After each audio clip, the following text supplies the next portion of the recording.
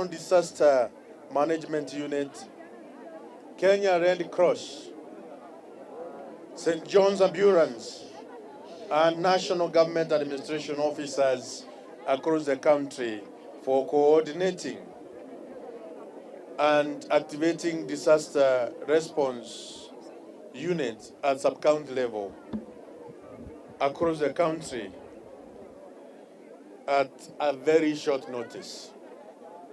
As a result, the government has dispatched food and non-food items to different parts of the country.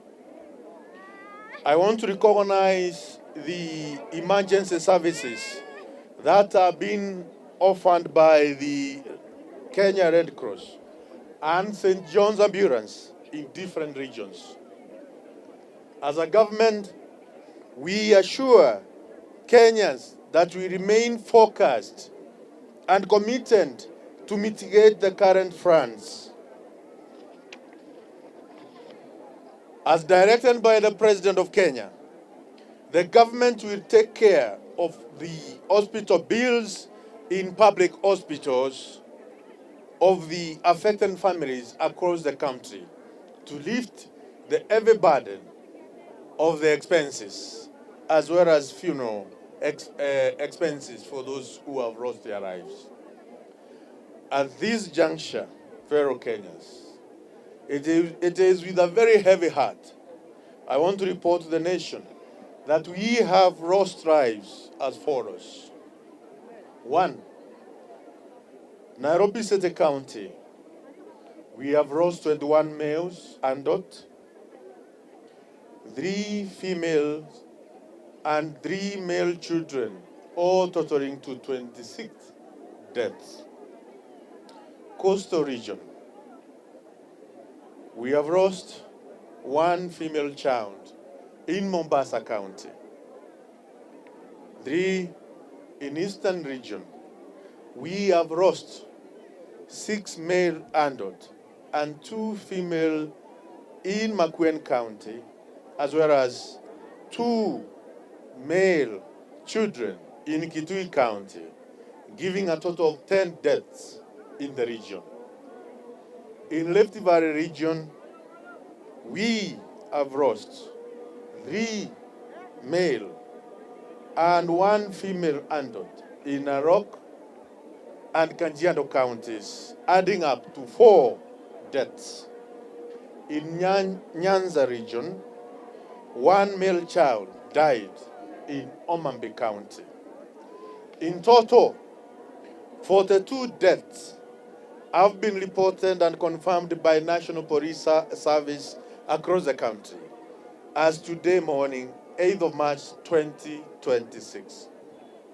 Such mission is still in progress by the multi-agency emergency response teams with the aim of ensuring the bodies of all the flood victims are found and retrieved.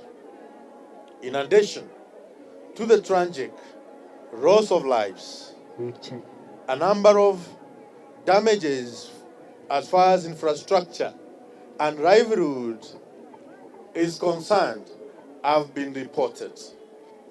A total of 172 vehicles that were swept away by flood waters have since been recovered.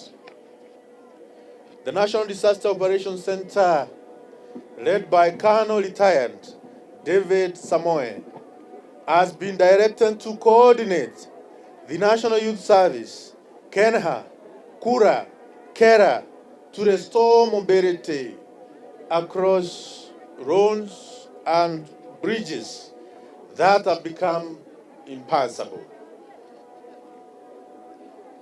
Of importance to note, Sabaki River at Korobani, where the road has been cut off. That Colonel Samoe, the Director General of the National Disaster Operations Center, will coordinate National Youth Service, KENHA, and KURA and KERA to ensure the cut-off roads across the country are restored as quickly as possible to ensure mobility across the country. There are also major damages on roads and bridges in Baringo County, in Bomet County, in Kericho County, in West Pokot County, in Laikipia County, in Marsabit County, in Taita Taveta County, in Kirinyaga County, in Kiambu County, and in Migori County, that which is in Nyanza region.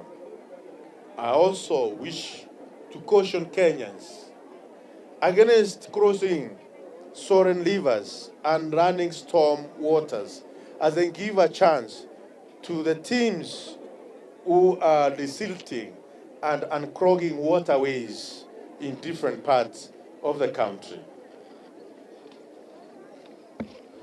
We wish to report that last night was relatively calm, with no major incidents recorded, allowing response teams across the country to continue with rescue, excavation, and recovery operations in the affected areas.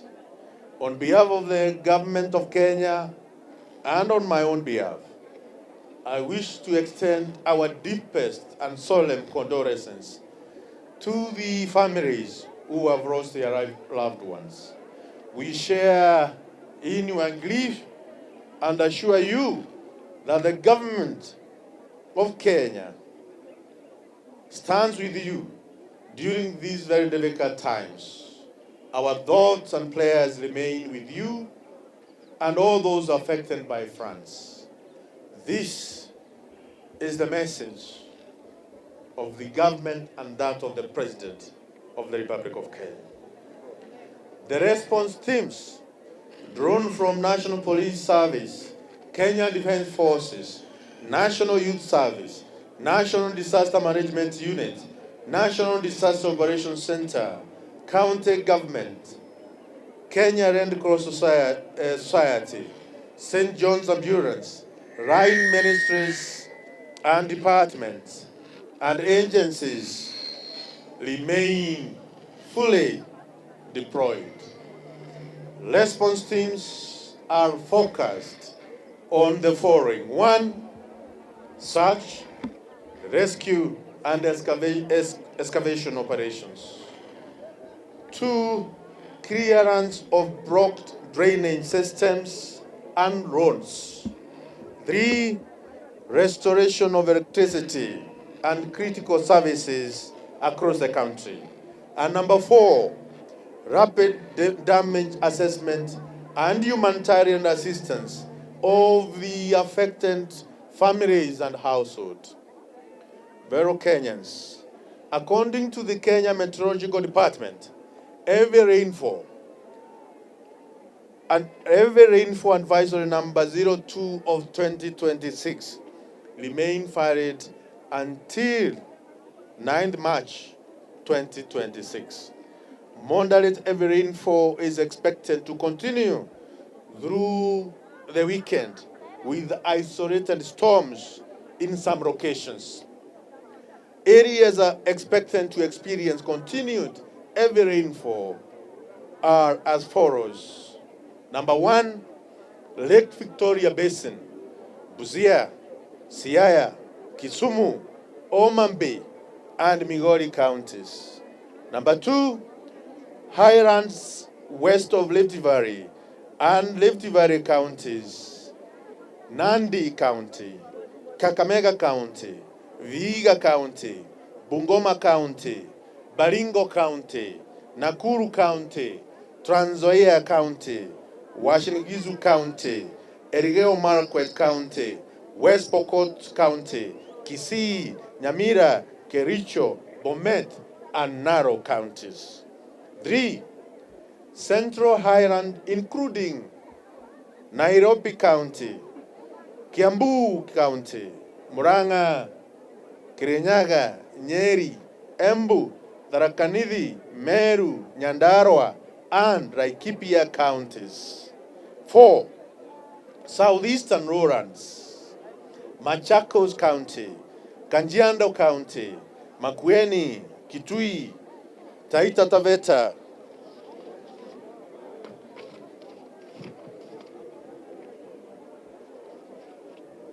Number 5, Coast Region, that is Kwale County, Mombasa County, and Kilifi County.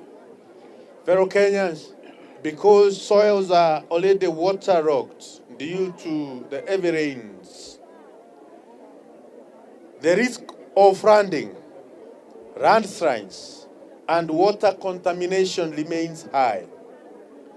In the view of this situation, the government of Kenya urges all Kenyans to continue observing the following safety and mitigation measures. 1, avoid crossing flooded rivers, roads, and bridges.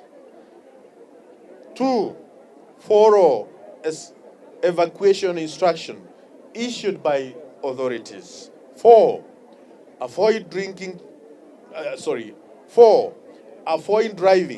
through flooded sections of roads. Number 4, ensure drinking water is boiled or treated to prevent diseases. Number 5, properly dispose, including plastic and glass bottles, to prevent clogging of drainage systems. And lastly, move to the safer grounds if you live in flood-prone and riparian areas. Residents living along flood plains and riparian reserves are strongly urged to relocate to safer grounds immediately to protect lives and allow restoration of river channels and drainage systems by the multi-rescue teams. Fellow Kenyans, the government wishes to assure the public that all response agencies remain fully mobilized on high alert to safeguard lives, support affected communities, and restore normalcy as quickly as possible. Members of the public requiring emergency assistance are encouraged to contact the following 24 hours toll-free lines, which are National Police Service, 999, or 911, or 112. Kenya Red Cross Society, line 1199. Kenya Power and Lighting Company, line which is 95551, and the multi-agency emergency coordination line, which is 0800721571. We ask all Kenyans, let all remain vigilant, support response teams, and prioritize safety as we continue to navigate this period together. We will continue to update you and issue advisories from time to time to ensure public safety, to ensure every Kenyan remains safe, every household remains safe in the Republic of Kenya. We thank you. God bless all of you. God bless Kenya. And may God bless the President of Kenya.